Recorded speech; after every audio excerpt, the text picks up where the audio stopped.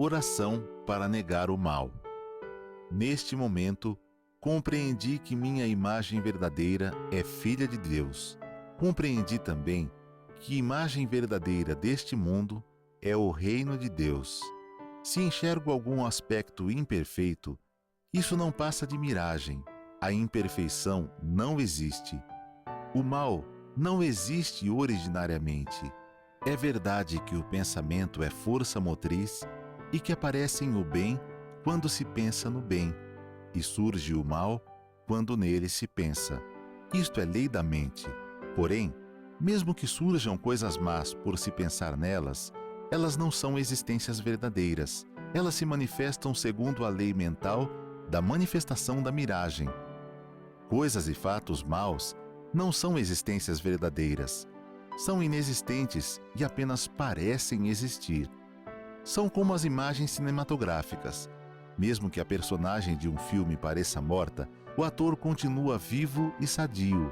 De modo análogo, por mais que você pareça doentio e por mais que este mundo pareça imperfeito, essas imperfeições não existem de verdade e você continua sadio e vigoroso no mundo perfeito e harmonioso. Muito obrigado.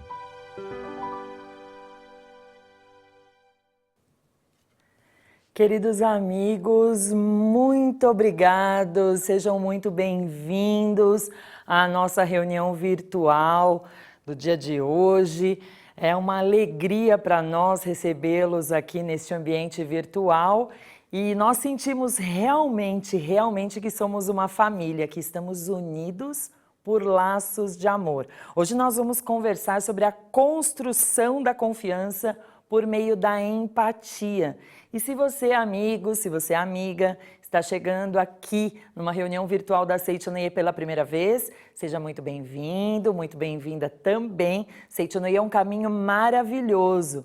Aqui no ensinamento da Seichonoye nós aprendemos a exteriorizar o que há de melhor, de mais precioso, tesouro realmente herdado por Deus, né? Herdado de Deus, e que nós vamos utilizar da melhor maneira, extraindo mesmo a cada dia, a cada momento e lapidando esse tesouro nas nossas atividades do dia a dia. Então, fique com a gente, acesse os nossos canais, os nossos outros canais, procure a nossa livraria virtual, livrariasni.org.br, conheça a nossa literatura. Nossa literatura é muito ampla, viu? A gente tem livros que falam sobre assuntos muito diversos. E nessa reunião dos educadores do dia de hoje, nós vamos usar alguns livros e eu queria começar com o livro Minhas Orações, para a gente começar a conversar sobre essa questão da confiança através da empatia. Logo no comecinho deste livro, no prefácio dele, está dito o seguinte: há quem pense que orar signifique pedir, implorar ou suplicar algo a Deus, mas proceder assim é uma superstição. Vou até ler de novo que eu me enrolei aqui. Olha só, há quem pense que orar signifique pedir, implorar ou suplicar algo a Deus, mas proceder assim é uma superstição. Então, se não é suplicar, pedir, é o quê? E por que eu não faço isso?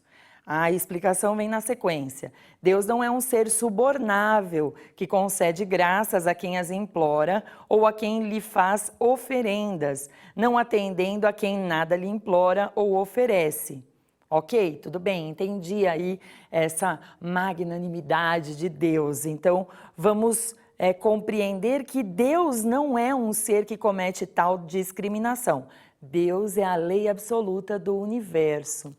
Então, quando a gente sabe disso, quando a gente entende que Deus já nos deu tudo e que nós, com a nossa postura mental, com a nossa forma de reconhecer, vamos acionar realmente um botãozinho dentro de nós para dizer: sim, eu mereço, sim, eu reconheço que isso faz parte da minha vida e que na hora certa, no ambiente certo, ao lado das pessoas certas, isso vai se manifestar, aí sim eu estou começando a ter a postura correta da oração. Na página seguinte, ele esclarece o que é a oração. Orar não é implorar a Deus, mas sim uma forma de sintonizar nossas vibrações mentais com as ondas de bênçãos divinas. Aí, para tanto, é necessário sinceridade e conhecimento da técnica de sintonização. Ou seja, quais palavras mentalizar em cada circunstância para manifestar nossa natureza divina e recebermos as bênçãos de amor repletas no universo. Por que a gente está falando exatamente dessa questão da oração no início de uma conversa sobre a construção da confiança por meio da empatia? O primeiro item é pensar na palavra confiança, na palavra confiar. Fazendo uma pesquisazinha bem breve, eu anotei aqui um significado, né, uma definição da palavra confiar. Sentimento de quem confia na sinceridade de algo ou de alguém. Olha só, meus queridos amigos, educadores, pais, mães interessados na educação, na pedagogia da educação da vida. Quando nós falamos em acreditar, aceitar a sinceridade de alguém, aceitar a veracidade de algo e lançar-se de braços abertos a esse alguém ou a esse algo, nós estamos falando do confiar. Muitas vezes nós estamos falando em algo que não é palpável. Eu sinto que eu posso confiar, eu sinto que a entrega é possível. E isso dá um medinho muitas vezes. Imaginem que nós, como educadores, às vezes recebemos o aluno em sala de aula que veio de uma outra instituição, veio de uma outra escola, já tinha lá seus laços que foram construídos ao longo de muito tempo, e aí de repente ele chega num ambiente novo, com pessoas novas que já têm referências, que já têm conhecimentos prévios, que também já têm vínculos e novas relações. Como é que ele constrói realmente esse laço de sinceridade com este novo colega, novo futuro amigo? É um exercício. É um exercício vencer o medo, é um exercício confiar. Primeiro, na sua capacidade infinita. Confiar em quem somos desde o princípio. E justamente nesse mesmo livro, na página 48, nós temos a oração para exteriorizar a capacidade inata. Capacidade infinita é inata. Nasceu conosco, nós somos uma obra de arte completa, perfeita.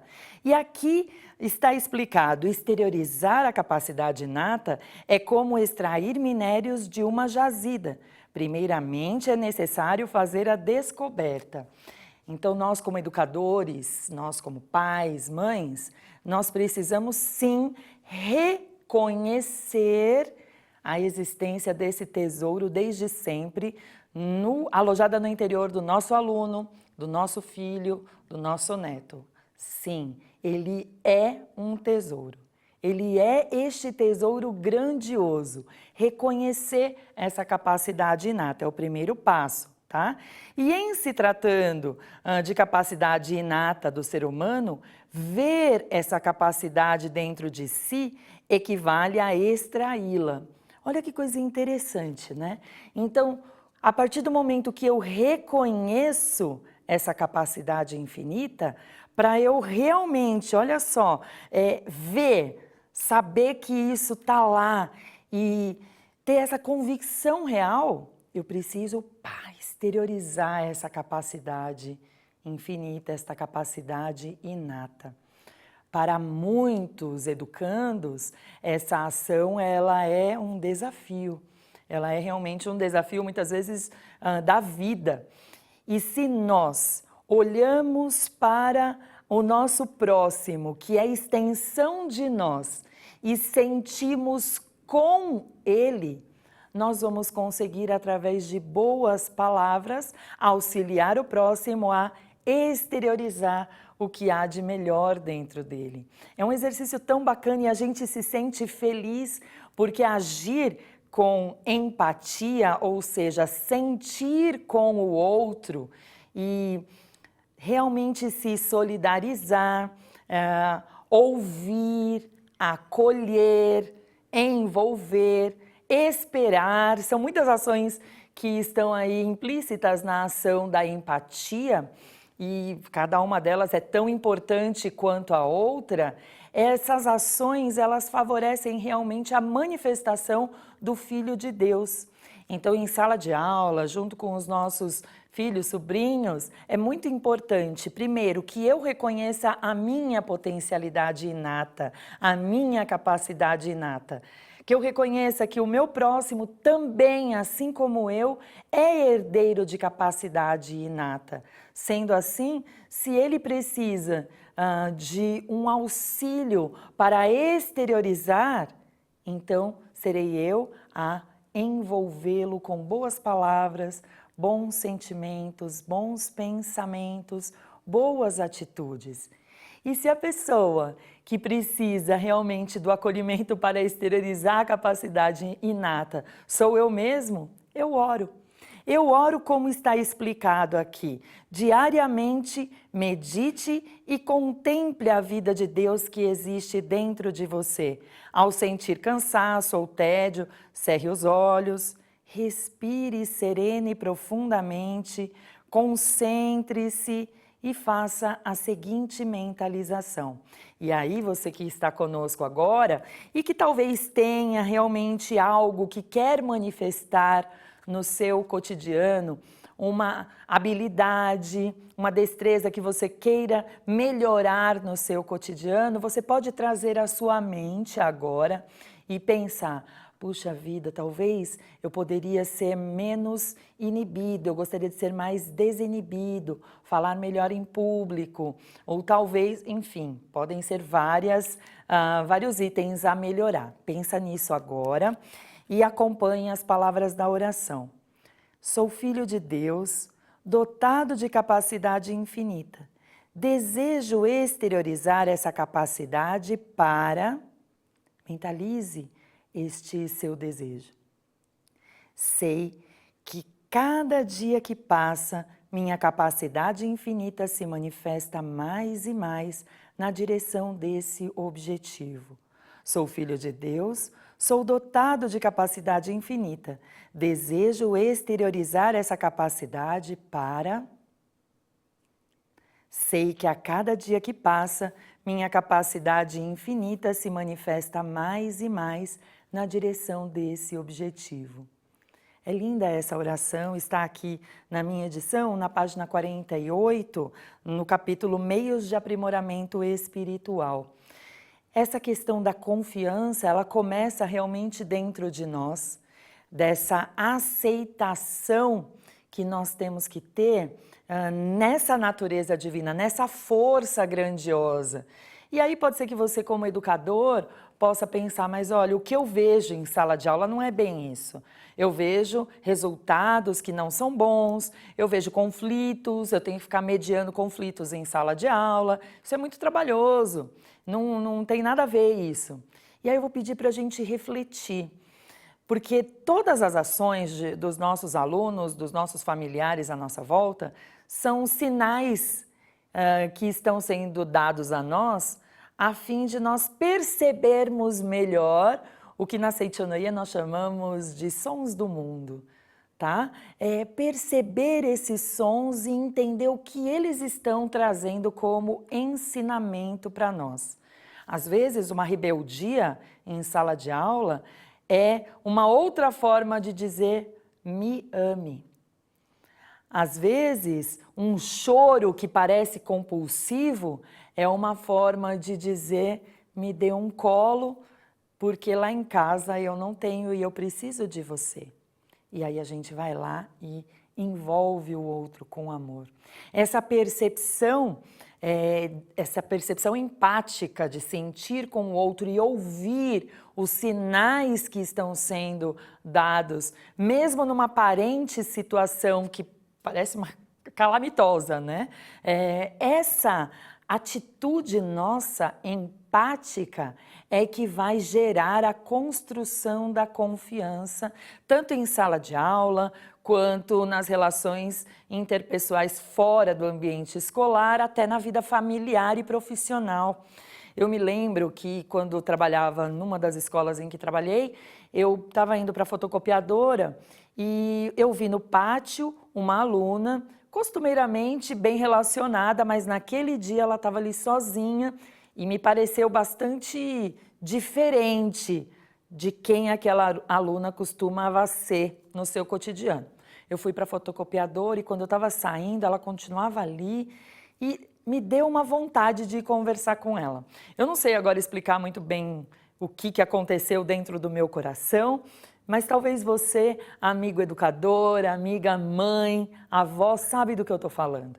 Essa vozinha do nosso interior que a gente deve ouvir quando a gente está com a mente em oração.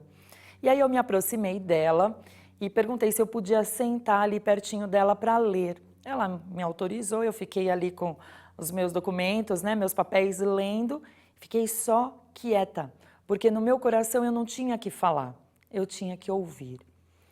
Isso é uma coisa importantíssima de nós pensarmos. Muitas vezes, pela nossa experiência do dia a dia, nós queremos ajudar o próximo com todos os conhecimentos que nós temos. E a gente quer falar para salvar, falar para melhorar, para ajudar o próximo. E muitas vezes, no exercício da empatia, na prática da empatia, o mais importante é ouvir. O mais importante é o silêncio da escuta. Deus está no silêncio, Deus também está nas pausas, Deus está nos detalhes. Então, quando a gente faz esse silêncio, nós estamos permitindo que a nossa alma se eleve a Deus e suavize o ambiente. Às vezes a gente quer falar e isso gera muito conflito. E quando está gerado conflito, a confiança não acontece. O que acontece é um rótulo, a certeza de que sempre que eu estou com aquela pessoa, ele é o dono da razão, então eu nem vou chegar lá perto. Agora, quando a gente tem essa percepção, essa sensibilidade, a gente estabelece vínculos. Fiquei eu lá sentadinha. E aí, de repente, ela virou para mim e começou a contar que ela tinha brigado com o pai. Começou a contar do nada, assim, eu não estava fazendo, estava lá sentada lendo, na verdade, né?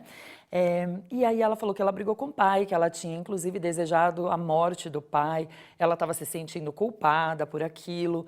E ela foi falando, e de repente, no meio dessa conversa, tocou o primeiro sinal na escola. Era a hora de... Faltam 5 minutos para começar a aula, voltem para as suas salas de aula. Essa era a regra ali da escola. E aí eu levantei, porque eu tinha que entrar na sala de aula, e aí você pode perguntar para mim, mas preletora Yara, a senhora não falou nada para essa menina? Só ouviu e deixou ela sozinha? Na verdade foi assim, quando tocou o sinal eu sabia que eu tinha também que ser uma boa referência e que eu tinha que me dirigir à sala dos professores, mas eu levantei, ela se levantou também, afinal estava com a professora, e eu olhei para ela e falei, posso te abraçar? Muito obrigada por ter confiado em mim para compartilhar uma coisa tão íntima sua, uma coisa tão pessoal. Pode me abraçar? Eu posso te abraçar? E aí ela me olhou e me abraçou bem forte e eu falei para ela, olha, é como se você estivesse abraçando o seu pai agora, tá? Então, seu pai está recebendo agora o seu amor, esse seu arrependimento de uma filha linda e maravilhosa que você é e que já entendeu que seu pai só quer que você seja feliz. Foi a única coisa que eu falei, abracei, ela foi para a sala de aula dela, eu fui para a minha, semana passou, a outra semana passou e numa semana seguinte nós tínhamos um evento com a família na escola e quando eu olho para a portaria, lá está a nossa jovem da história aqui e o pai de mãos dadas entrando na escola, ela me olhou, fez um sinal de que estava tudo bem, aquele momento da cumplicidade, sabe? Eu entendi e ela sabe que eu compreendi, e ali estabeleceu-se um vínculo de confiança que até hoje existe. Eu já nem trabalho mais nessa instituição, essa jovem já está graduada e continuamos conversando e nunca mais tocamos naquele assunto e nem houve nenhum tipo de abordagem posterior, somente bons sentimentos, bons pensamentos. Assim que funciona a relação da construção da confiança por meio da empatia. Porque quando a gente não confia, a gente sente medo. E naquele momento não houve medo. O professor Taniguchi, no livro A Verdade da Vida, volume 14, nossa, eu trouxe meu livro que a capa está até caindo, de tanto que a gente lê aqui o livro. No item 7, na página 161, ele fala assim, olha, o medo é o fator mais prejudicial para a felicidade do homem.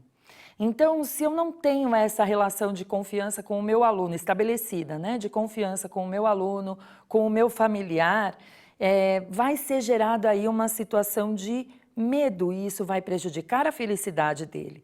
Devemos, portanto, utilizar todos os meios possíveis para cortar o medo pela raiz durante a infância. Para isso, há 2 métodos.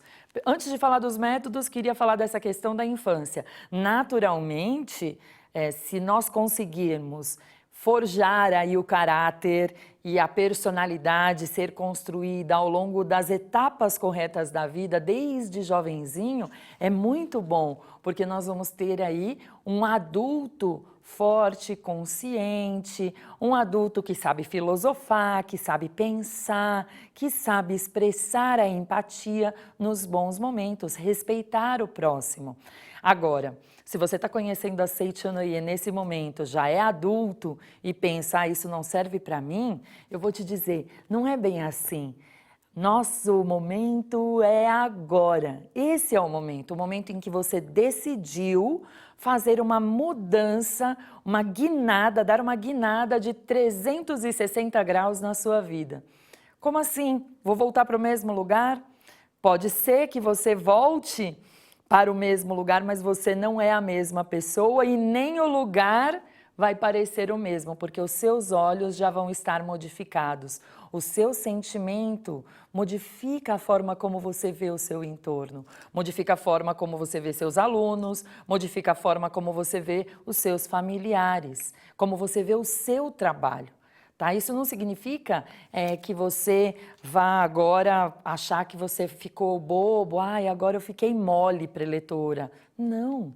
Essa realmente é a convicção do Filho de Deus, que sabe que neste momento pode tornar a sua vida uma vida muito melhor, uma vida próspera, uma vida abençoada e pode impactar positivamente também na vida do seu aluno, daquele educando que está ali com você, buscando também autoconhecimento, buscando conhecimentos também, buscando informações, e você vai fazer a diferença na vida dessa pessoa, tá? O mestre diz, então, vamos voltar aos métodos.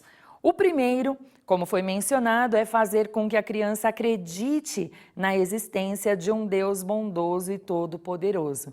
E aí eu vou sugerir que você leia todo o trecho anterior, se você tiver o livro aí na sua casa, A Verdade da Vida, volume 14, porque ele vem construindo justamente essa ideia de nós fazermos com que a criança acredite que esse universo é regido pelo amor. Pelo amor. Ele usa aqui a palavra Deus e é uma palavra importante de a criança acreditar, mas se nesse momento, na escola onde você trabalha, você não pode falar na palavra Deus, é importante que nas suas atitudes, que na sua forma de agir e conduzir a sua prática educativa, você demonstre o quanto você acredita na força que criou esse universo, nessa grandiosidade que nos envolve, que é puro amor, tá bom? Aí do seu jeitinho, você vai encontrar formas de expressar esta visão de mundo. E aí ele diz, a outra é fazer a criança acreditar na inexistência do mal. E aí fica curioso, né? Porque o primeiro método é a afirmação do bem, o segundo é a negação do mal. Muito interessante, porque nós vamos aprendendo a olhar as coisas e ver além do que está expresso. Além do que está expresso. Há alguns anos atrás, eu vou falar que são vários anos atrás, a minha filha mais nova, que hoje tem 21 anos, já está na sua segunda graduação, e ela era uma jovenzinha de 11 anos de idade, então aí já vão 10 anos nessa brincadeira, ela me veio com uma prova com uma nota 0. Aí a gente pensa, preletora da Seichonoye, educadora, está no movimento há tantos anos, como é que a filha tira 0? Parece que a própria mãe tirou 0. Muitas pessoas pensam assim. E naquele momento eu tenho que contar para vocês que eu fiquei muito contente que ela confiou na nossa relação para vir me mostrar uma prova que tinha a nota 0. E aí é interessante, né, porque alguns estudantes até fogem desse diálogo com os pais e esperam melhorar para depois falar, olha, aconteceu isso. Mas eu fiquei tão contente, de verdade, de ela ter confiado em mim e vindo lá com aquele resultado, porque aquele resultado não é a minha filha. Aquele resultado é reflexo de alguma coisa que pode ser melhorada. E se eu souber olhar com empatia para o que está acontecendo, ou seja, se eu puder sentir com ela, ter esta habilidade emocional de perceber e compreender o mundo, a forma de a minha filha enxergar o mundo, do meu próximo, né? Enxergar o mundo e sair das minhas fronteiras e expandir a minha forma de ver, até conseguir enxergar com os olhos e sentir com o coração do próximo. Aí eu estou entrando no caminho do amor. E aí se estabelece o vínculo da confiança. Isso é possível em sala de aula, isso é possível no ambiente de trabalho, é possível em qualquer ambiente, em qualquer esfera da vida, tá? Então, nós estávamos só nós duas e eu perguntei para ela, você precisa de ajuda, filha? Porque eu olho para você e eu vejo tanta capacidade, eu vejo assim, a melhor aluna do mundo tá aqui na minha frente. E eu sinto isso no meu coração e esse resultado, ele tá bem diferente de como eu te vejo. O que você precisa? Como a mamãe pode te ajudar? E aí, depois de uma longa conversa, estou reduzindo aqui, né, resumindo a conversa, ela falou que queria ajuda com alguns exercícios complementares e que ela queria fazer esses exercícios durante as tardes para desenvolver melhor aquilo que ela não soube fazer na prova. Tá bom. Então, eu pedi ajuda para uma amiga, professora de matemática, que era o caso. Ela me deu uma lista de exercícios, me ajudou a localizar. Eu compartilhei a lista com a minha filha e lá foi ela estudar a lista de exercícios. E periodicamente, durante aquele intervalo entre esta primeira prova e a prova seguinte, eu fiquei reflexiva, pensativa, analisando o meu papel, a minha fé, naquilo que eu acredito, qual é o valor que eu tenho, porque o senso comum caracteriza o gênio como sendo o cara que tem 10 ou a nota máxima, os melhores desempenhos. Mas na Seichonoye, nós já estudamos aqui nas reuniões da educação da vida, que o gênio é outra coisa. Ser gênio não está atrelado a uma questão de resultados numéricos ou quantitativos, está vinculado a valor. A qual é o valor verdadeiro que está sendo expresso, a capacidade de se maravilhar, de se encantar com o mundo, sabe? Eu recentemente estive com o meu sobrinho e meu sobrinho viu uma borboleta e de repente ele sumiu de onde nós estávamos. E eu pensei, será que ele tem medo de borboleta? Daqui a pouco volta meu sobrinho com uma lupa. E aí a borboleta, por casualidade, ainda estava no mesmo lugar. Ele foi lá com a lupa, quando ele chegou um pouquinho mais perto, a borboleta voou e eu fiquei com aquela imagem, né, tão linda na minha mente. Tá aí o gênio. Esse é o gênio. Esse gênio que tem a capacidade de se maravilhar, de se encantar, de estudar e que tem valores corretos na vida, aplica e é também ensinado da mesma forma que ensina a viver esses valores, tá?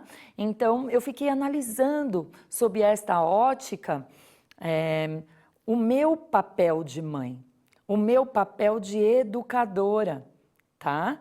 E fui acompanhando, obviamente, fui acompanhando, perguntando, precisa de ajuda, gostaria de alguma coisa, aí ela trazia para corrigir, e eu corrigia os exercícios, enfim. E a última avaliação, ela tirou a nota máxima. E poderia não ter tirado a nota máxima, mas tirou, porque naquele momento ela percebeu que ela poderia ter feito isso antes, essa foi uma reflexão que ela mesma teve, mas que ela não administrou bem o tempo, ela não administrou bem o planejamento do cotidiano dela, e ela acabou não tirando as dúvidas, enfim, a reflexão da criança também aconteceu. Isso é maravilhoso. E na graduação dela, na primeira, ela está na segunda formação acadêmica, na graduação da primeira dela, na festa de formatura, né, da graduação, eu conheci um dos colegas de turma dela e ele falou, a senhora que é a mãe? Eu sou a mãe. Olha, sua filha me salvou a faculdade todinha em matemática. Eu rio e me emociono com o ensinamento da Seiichi Noye, que é perfeito. Ele é perfeito, tá? Ele é inquestionável. Então, assim, você perceber que no interior do nosso ser, de nós, no nosso âmago, habita a grande força vivificadora de Deus, essa capacidade infinita. Se você não quiser falar a palavra Deus, tudo bem. Pense aí em grandiosa força que habita o seu ser. E essa força, ela vem a partir do momento que você confia, agindo para exteriorizar este seu talento. E faz o mesmo com o seu semelhante, agindo no sentido de auxiliá-lo a exteriorizar o que há de melhor. O ensinamento da Seiichi Noye realmente é inquestionável. Nós vamos estudando aqui ao longo da vida e vamos melhorando a nossa forma de praticar o ensinamento da Seiichi Noye. Neste livro, intitulado Revelações Divinas, onde o Sagrado Mestre Masaharu Taniguchi reúne as 33 revelações obtidas ao longo aí, da história da Seiichi Noye, aqui não tem nenhuma explicação, somente as revelações. Na revelação divina, vou até ler direitinho, sobre a fé verdadeira, eu estou na página 118, para o amigo que tenha o livro em casa, está dito o seguinte, a fé verdadeira consiste em acreditar na natureza verdadeira do homem, que não se queima no fogo, nem se afoga na água e é plenamente livre, onde quer que esteja, no céu ou na terra, em cima ou embaixo, à direita ou à esquerda, ou em qualquer dos 4 cantos do mundo. Esta é a fé verdadeira. É impressionante quando nós sentimos que aqui onde estamos, temos esta grandiosa força que nos envolve e que nos sustenta, e que sustenta a todos os seres existentes, a todas as vidas existentes, a tudo que existe, tudo é conectado. Quando nós temos esta fé, tá? A vida muda. Quando o professor em sala de aula demonstra esta fé na natureza divina do seu aluno, do estudante, na natureza divina do seu próximo, o mundo se ajusta no seu respectivo lugar. E aí não vai haver sofrimento, não vai haver dificuldade. E os desafios serão enfrentados passito a passito, né? Um passinho depois do outro, com alegria, com muito aprendizado. Parece utópico, mas é muito verdade, é como o ensino de idiomas. A gente começa devagarinho, vai dando um passinho aqui, outro passinho ali, e depois de determinado período, acreditando na nossa capacidade, acreditando na capacidade do estudante, fica tudo maravilhoso. Quando você vê, você já está um falante fluente, isso é lindo. Recentemente, eu recebi um telefonema de um amigo. Esse meu amigo foi meu aluno. Olha só que coisa, né? A gente tem histórias dessas também. Ele foi meu aluno durante o ensino fundamental 2 e o ensino médio. Durante todo o fundamental 2 e médio, ele foi meu aluno. E quando ele terminou, ele foi cursar educação física, concluiu educação física, decidiu se candidatar a trabalhar na escola onde estudou a vida toda. E ele foi primeiro estagiário e logo depois foi contratado como professor. E nós já tínhamos um vínculo de amizade, a escola, eu trabalhei muitos anos ali, um vínculo de amizade muito próximo e formamos um grupo de amigos, o que é muito normal pelas relações e pelas afinidades, né? Essa palavra que eu queria. E recentemente ele me mandou uma mensagem através de uma rede social e ele falou que ele estava viajando, estava no México, e todo o espanhol que ele estava usando ali naquela viagem, tantos anos depois de ter estudado, ele tinha aprendido com a prof. Yara, que sempre confiou nele. E aquilo me emocionou tão profundamente, até me emociona agora. Por quê? Essa é a prática da pedagogia da educação da vida. É confiar, é sentir que pode ser que haja algum desafio, a gente chama às vezes de dificuldade. Pode ser que haja algum pequeno obstáculo, mas nós, enquanto educadores, enquanto praticantes da pedagogia da educação da vida, nós afirmamos o bem, negamos o mal. Lembram que a gente conversou lá no começo? E é aí que se estabelece essa confiança na natureza divina, nesse sentimento realmente de que o outro e eu somos uma só vida, então eu tenho certeza que ali há uma joia preciosa e eu vou exteriorizar essa preciosidade. E aí, como a gente falou, devagarinho, tá tudo bem. Um passinho depois do outro, comemorando, celebrando a cada conquista. Isso é muito, muito importante. Nesse mesmo livro, A Verdade da Vida, volume 14, na página 160, o professor Taniguchi diz assim: para educar bem os filhos, os pais não devem, nem por modéstia, referir-se a seus filhos com palavras negativas como meu filho não presta para nada ou minha filha é burra.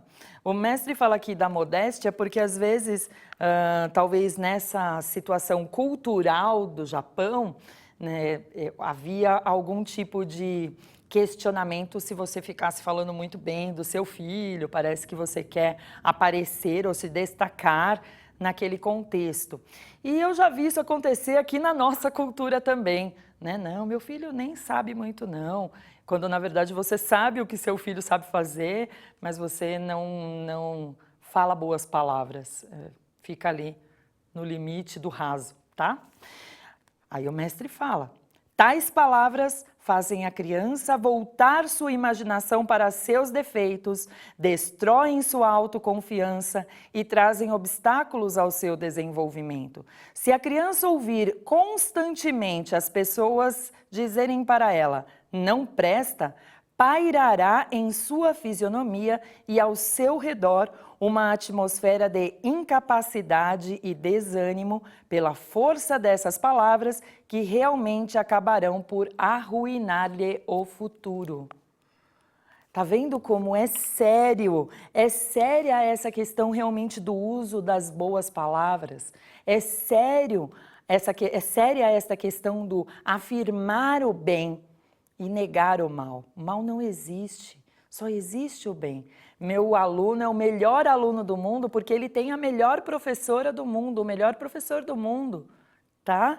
Essa confiança ou autoconfiança na minha natureza divina, ela deve ser espelhada e ela deve ser refletida também no nosso estudante. Eu recebo dele esta convicção, tá? Porque ele também me ensina e eu transmito para ele esta mesma convicção, porque ele também pode aprender comigo. A educação é uma via de mão dupla, tá? Nós ensinamos e aprendemos, aprendemos e ensinamos, e é aí que está a verdadeira alegria de ser educador, tá? É maravilhoso, é uma das coisas que eu sempre penso. Hoje eu não estou em sala de aula, mas voltei à sala de aula dentro da sede central da Seitianoye do Brasil. Olha só que coisa legal. Tenho ali alguns alunos que são preletores da Seitianoye e que vão estudar um novo idioma. E é uma prática tão linda de a gente colocar mesmo no cotidiano aquilo que a gente acredita, não é só conhecimento conceitual. É aquilo que nos embasa. O que embasa a nossa vida não é só a quantidade de conceitos ou informações que nós temos, mas realmente o valor correto daquilo que nós aprendemos ao longo da nossa vida. Tá? Então eu estou me divertindo com este novo desafio, esse novo projeto na vida. Por quê? Porque eu tenho certeza que ali neste exercício do acredito na minha potencialidade, acredito na potencialidade do outro, o exercício do ensinar e aprender, é rápido.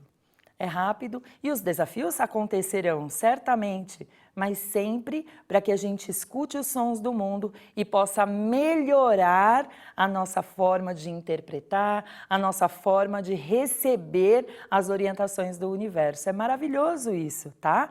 Porque às vezes a gente acha que o que acontece de ruim é um castigo, o que acontece de ruim é porque quando eu fui aluno, eu também era terrível, então agora eu tenho em sala de aula os terríveis, né? É um castigo do universo para mim.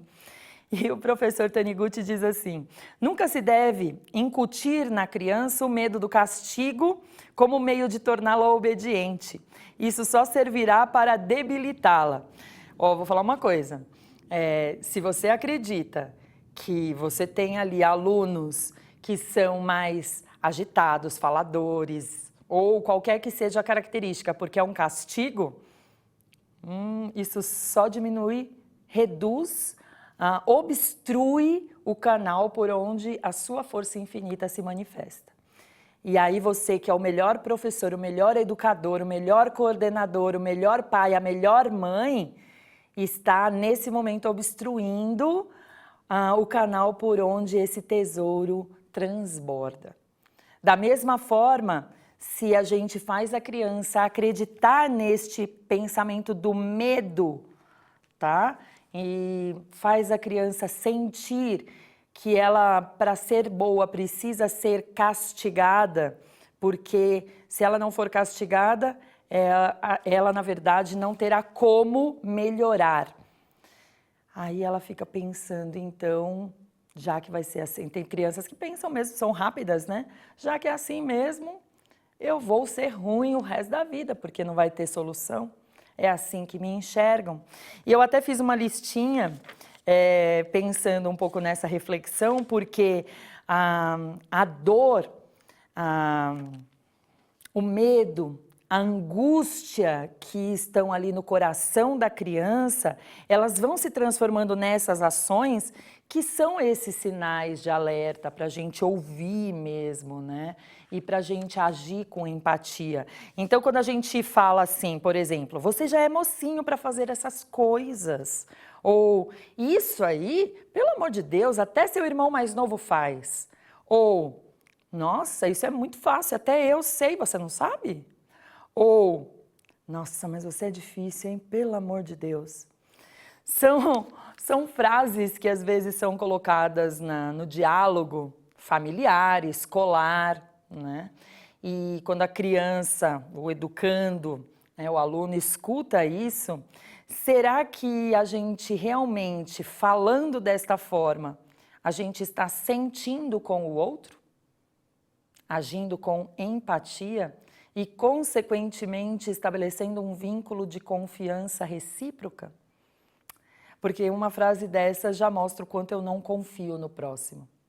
E não confio em mim mesmo até, por extensão, tá?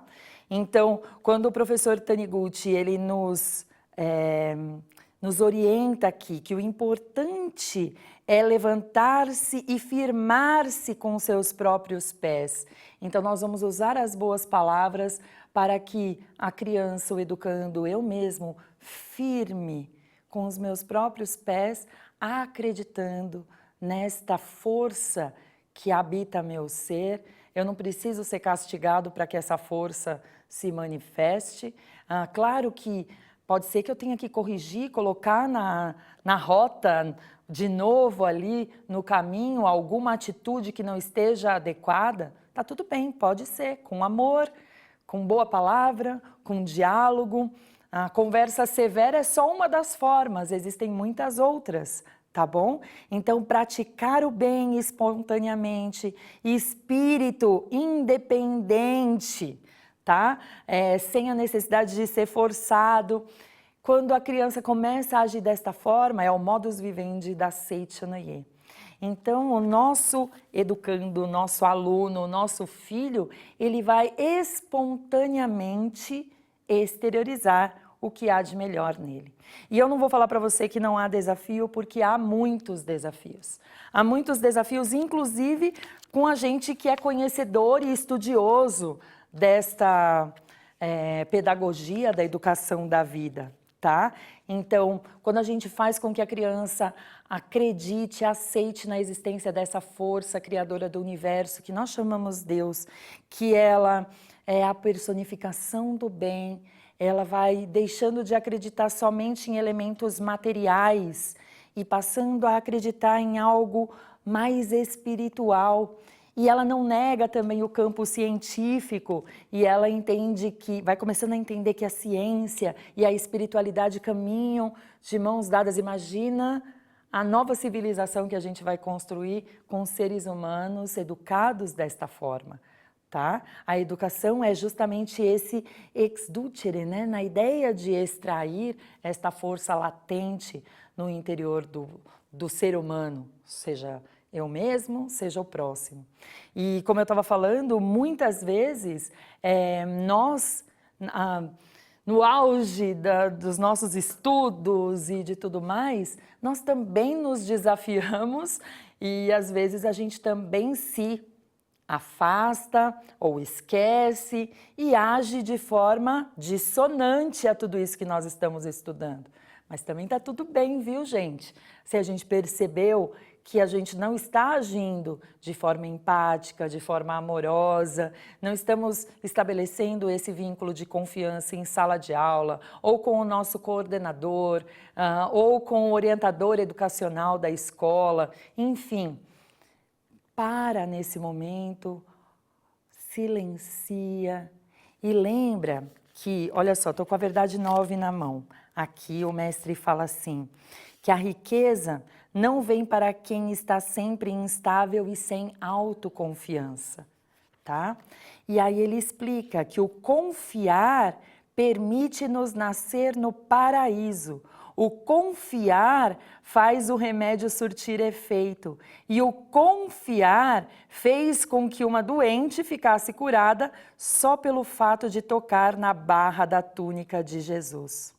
Olha que impressionante, está na página 180, tá? A Verdade, volume 9. Então, a gente conhece muitas histórias de pessoas que receberam placebos e se curaram de patologias X ou Y, e ali estava o que nós falamos anteriormente, fé. Essa ideia do confiar, confiar. Há pessoas que, por não possuírem autoconfiança, tornam-se cautelosas demais e acabam não levando avante nenhum de seus planos. Olha que coisa interessante. Ai, bonito isso que a preletora está falando, né? Mas é muito difícil, eu não vou conseguir porque isso não é para mim.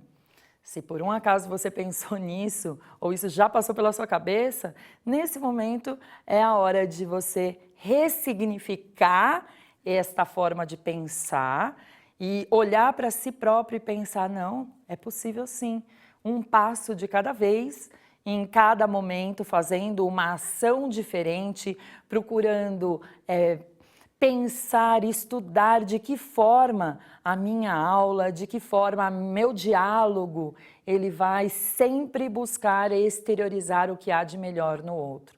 E às vezes não é tão simples, a gente escorrega. Vou contar um escorregão meu, porque aqui a garantia sou eu mesma e a autorreflexão, a autoanálise eu também vou contar para vocês.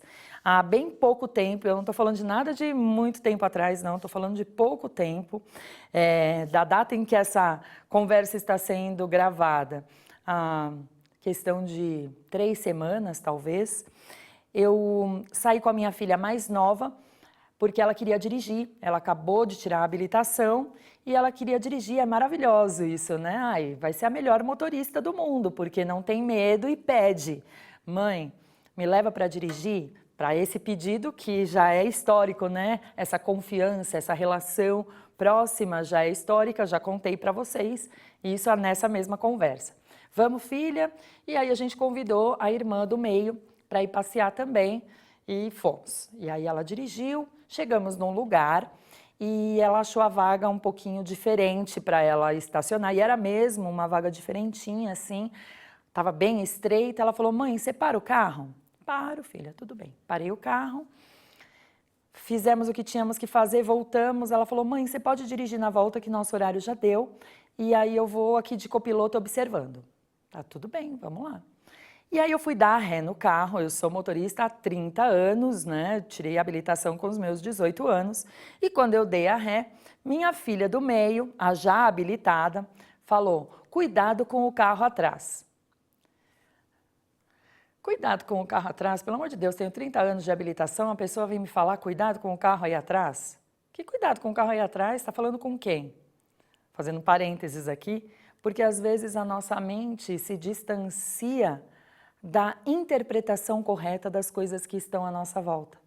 O que eu deveria ter ouvido é, mãe, eu te amo e eu quero sinalizar que existe aqui um carro atrás que está bem pertinho e eu estou mais atrás, para mim ele está mais pertinho ainda. Então, como eu te amo, eu quero te avisar, quero te lembrar disso. Mas eu não ouvi naquele momento dessa forma. Minha mente foi a mente do ego, a mente do distanciamento, a mente não empática. E aí eu falei para ela, meu, eu tô vendo o carro, tô aqui no retrovisor, tô vendo o carro. Aí ela falou, não, é que eu sou muito cuidadosa. Não satisfeita com a primeira resposta, eu falei, guarda o seu cuidado para você. E aí não me julguem, vamos conversar aqui sobre como às vezes isso acontece. E é aí que se rompe a confiança. É aí que se rompe o laço estreito entre as partes, tá? Mas no momento em que eu falei, guarda a confiança, guarda essa sua bondade aí para você, meu coração apertou e as lágrimas encheram os meus olhos, na hora, naquele mesmo momento. Mas eu não soube verbalizar e nem achei que deveria verbalizar ali, dirigindo. Então eu dei a ré em silêncio e comecei a mentalmente me aproximar, me reaproximar da minha filha. Filha, perdão. Mamãe falou e mamãe não soube reconhecer o seu amor por nós, pela família. Perdão, filha, perdão. E aí eu fui dirigindo, ficou aquele silêncio, gente, aquele silêncio no carro, ninguém falava mais nada. Aí minha filha mais nova, super descolada, resolveu quebrar o gelo, porque ela percebeu a situação e percebeu que eu tinha feito a minha autoanálise no momento. Passou, no dia seguinte, nós tivemos um café da tarde, nós 3 juntas, e aí naquele café da tarde rolava ali um assunto X, e era a minha oportunidade, e eu abracei a oportunidade. E eu falei, filha, eu sei que ontem a mamãe perdeu a mão e não soube reconhecer o seu amor.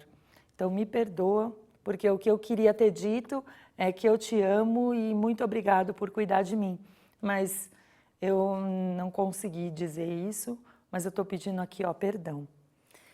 E aí ela sorriu e fez o sinal do coração: mãe, a gente tá aqui junto, tá tudo bem. E tá tudo bem mesmo. Tá tudo bem mesmo, isso pode acontecer, aconteceu na minha casa, pode acontecer na sua, pode acontecer na sua sala de aula, porque às vezes a gente se distancia e é um lapso, tá? Tudo bem, tá tudo bem. Aí você volta para a rota, volta para o trilho, tá?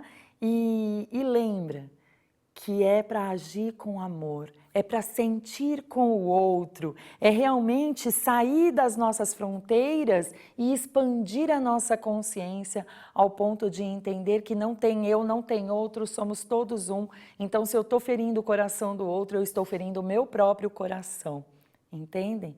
Então, nesse momento em que a gente já está chegando ao final da nossa reunião, com muita alegria que a Superintendência dos Educadores realiza essas conversas boas que nos fazem pensar na melhor forma de colocar em prática a pedagogia da educação da vida, nos oferece ações como congresso, como o CEV, nos oferecem reuniões de estudo da educação da vida nas mais diversas regionais do Brasil. Você pode acessar o nosso site, sni.org.br, e procurar o campo dos educadores para entender melhor, se aprofundar ainda mais, tanto no ciclo de educação da vida, o CEV, que é uma forma de estudar de forma mais sistemática a pedagogia da educação da vida, ou qualquer outro evento. Então, assim, nós vamos ter que corrigir os nossos alunos, os nossos filhos, com orientações firmes? Sim,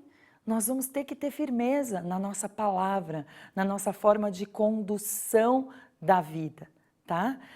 No livro Vivências em Educação, a autora Kátia Metransaita nos traz essa abordagem. É preciso que os pais tenham firmeza na fala. E aí eu digo, é preciso que os professores tenham firmeza na fala. E essa firmeza deve vir com muito amor. Tá? Um pack de amor aí junto com a convicção que você tem. Outra questão importante para a gente fechar aqui a nossa conversa: palavra cumprida. Palavra dada é palavra cumprida, tanto para você quanto para o seu estudante. Se você se comprometeu a passar, a ver o próximo de forma mais empática, mais eu e você somos um, faça isso. A sua palavra para o universo deve ser cumprida. E aquilo que você falou, você deve honrar na sua prática diária, tá bom? E é muito, muito importante que nós dediquemos tempo de qualidade, tanto na sala de aula para os nossos alunos, quanto em casa com os nossos filhos e familiares. Queria falar um pouquinho aí sobre essa questão do tempo de qualidade, porque isso também gera confiança, empatia. Às vezes a gente está lá, eu vou dar um exemplo corriqueiro para quem é professor. Você está aplicando prova e você senta e fica corrigindo a prova da outra turma para você ganhar tempo. E, na verdade, naquele momento, você está ali para a turma que está fazendo a avaliação. Aí você tem que pensar, refletir. Essa minha conduta é a melhor conduta para eu ter nesta turma? E aí eu não estou sendo nem coordenadora, nem nada, estou só pensando em algo que eu, como educadora, também já refleti. Às vezes você dá um exercício em sala de aula e deixa os alunos trabalhando em grupo, enquanto você fica fazendo coisas de outra instituição. Puxa vida, mas o tempo é tão apertado, né, preletora?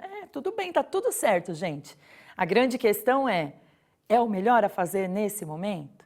Porque se você chegar à conclusão de que não é o melhor a fazer, que se você fizer de uma outra forma, você vai estabelecer um laço de confiança maior com o seu aluno, com o seu familiar, e você vai dedicar tempo de qualidade, mesmo que seja uma aula por semana, você está 100% nesta aula. Mesmo que você tenha somente 10 minutos ali do seu tempo para uma conversa com o seu filho, por exemplo, e você dedique esses 10 minutos com a sua alma. Nós estamos nos reeducando a cada dia, né? Então, se nós pudermos cuidar uns dos outros, isso é muito importante, muito valoroso. Essa reeducação diária é o caminho do progredir infinito. A Seitonoye realmente é um grande complexo cultural educacional que nos orienta a melhor forma de sermos dignos filhos de Deus. Isso é maravilhoso. Então, eu gostaria de encerrar aqui desejando do profundo da minha alma, assim, sinceramente, que todos nós possamos criar laços mais sólidos e verdadeiros a partir da manifestação do amor. Que o amor realmente, ele promova o crescimento espiritual do indivíduo e que nós consigamos, através deste trabalho tão nobre que é o trabalho do professor, que é o trabalho do educador, construir a base da nova civilização para vivermos nessa nova civilização, que é a civilização do amor, é a civilização em que não existem separações. O que existe é a comunhão, é a integração e nós, da família Seitonoye, contamos com você, educador, aí no seu trabalho, na sua escola, no seu cotidiano, para juntos edificarmos o paraíso aqui na Terra. E não é da boca para fora não, é bem de verdade, porque as futuras gerações, que são os nossos netos, os nossos bisnetos, eles vão receber de presente esse paraíso e vai ter a sua mão deixada aí, a sua marca vai ficar nessa construção, tá bom? Um beijo grande para todos, desejando sucesso e muitas felicidades. Acompanhem os nossos canais, as nossas redes sociais, assistam outras reuniões da Seitonoye. Para nós será sempre uma grande alegria. Muito obrigada. Siga reto, sempre em frente. Eis um conjunto de histórias para mudar a sua história. Com grande sabedoria em palavras simples, este livro vai surpreender você. Fé, modo de viver, família, superação, amor e gratidão, eu e o outro, são temas encantadoramente envoltos por histórias curiosas e tocantes, pela tradução delas para o dia a dia, e por dicas práticas que transformam a vida de quem as aplica.